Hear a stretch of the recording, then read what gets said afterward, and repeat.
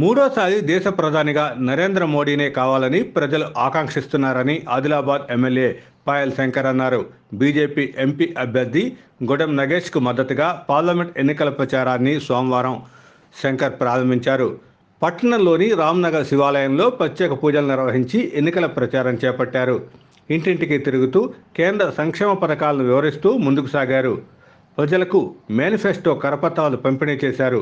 Adilabad parliament స్థానాన్ని భారీ మెజార్టీతో గెలిపించి ప్రధాని మోడీకి బహుమతి ఇవ్వాలని కోరారు. అంతకుముందు ఆలయ కమిటీ సభ్యులు ఎమ్మెల్యేను శాలువాతో సత్కరించారు.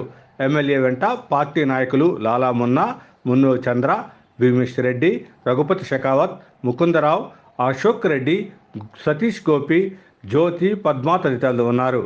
మూడవసారి దేశ ప్రధానమంత్రిగా నరేంద్ర మోడీ గారు కావాలని, అందులో భాగంగా ఆదిలాబాద్ పార్లమెంటు స్థానాన్ని భారీ మెజార్టీతో ఆదిలాబాద్ ప్రజలు గెలిపించి మోదీ గారికి బహుమతిగా ఇవ్వాలని ఈరోజు ప్రతి ఇంటింటికి ఎన్నికల ప్రచారం ప్రారంభించడం జరిగింది. ఆదిలాబాద్లోని రామ్నగర్లో ఇప్పటి వరకు ఉన్నటువంటి ఈ వాతావరణంలో ఏ ఇంటికి వెళ్ళినా, ఏ వార్డుకి వెళ్ళినా, గ్రామానికి వెళ్ళినా మేమంతా కూడా భారతీయ జనతా పార్టీకే మద్దతు ఇస్తున్నాం.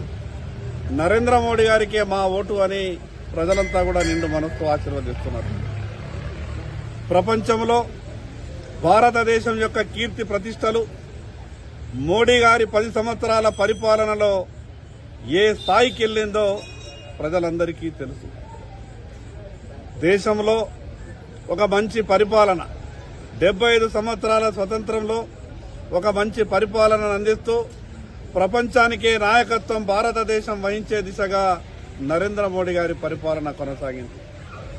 ఈ సందర్భంగా ఆదిలాబాద్ పార్లమెంటు పరిధిలో ఉన్నటువంటి ప్రజలందరికీ విజ్ఞప్తి చేస్తున్నా, ఒక మంచి అభ్యర్థిని గోడెం నగేష్ గారిని భారతీయ జనతా పార్టీ ప్రకటించడం జరిగింది. మీరంతా కూడా నిండు మనస్తో మీరేసేటటువంటి ప్రతి ఓటు కూడా నరేంద్ర మోడీ గారికే చెందుతుంది. కాబట్టి కమలం పువ్వు గుర్తుకు ఓటేసి మరొక్కసారి ఆదిలాబాద్ ప్రజలు భారతీయ జనతా పార్టీని ఆశీర్వదించవలసిందిగా విజ్ఞప్తి చేస్తా ఉన్నాను. గతంలో రాజకీయాలంటే పేపర్లు చూసినా, టీవీలు చూసినా కాంగ్రెస్ పరిపాలనలో రోజుకొక స్కాములు, వందల వేల కోట్ల రూపాయల స్కాములు జరుగుతుండే. ఈరోజు మోడీ గారు ప్రధానమంత్రి అయిన తర్వాత భారతదేశంలో కేంద్ర ప్రభుత్వంలో ఎక్కడ కూడా ఏ ఒక్క రూపాయి స్కామ్ లేకుండా భారతదేశం ఏ రకంగా అభివృద్ధి జరుగుతున్నదో మీ అందరికీ తెలుసు.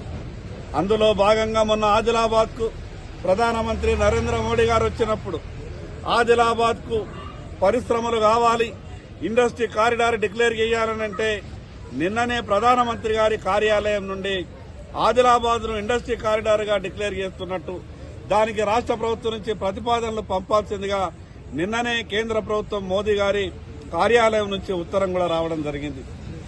రేపు ఆదిలాబాద్ పార్లమెంటు అభ్యర్థి గెలిచిన తర్వాత ఈ ఆదిలాబాద్ లో ఉన్నటువంటి అనేకమైనటువంటి సమస్యలు పరిష్కారం కావాలి.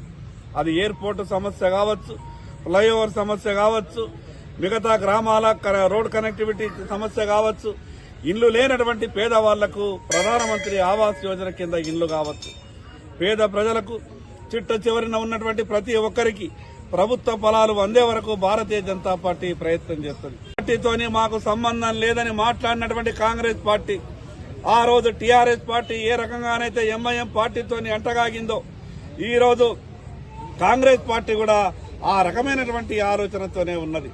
హైదరాబాద్ లో ఎంఐఎం అభ్యర్థి అయినటువంటి అసదుద్దీన్ ఓవైసీని గెలిపించడానికి ఏ రకంగా తాపత్రయపడుతున్నదో కాంగ్రెస్ పార్టీ మీ అందరికీ తెలుసు. అయోధ్యలో రామ మందిర నిర్మాణం పూర్తి చేసుకుని రామ్లీలా ప్రాణ ప్రతిష్ఠ తర్వాత జరుగుతున్నటువంటి మొట్టమొదటి ఎన్నిక.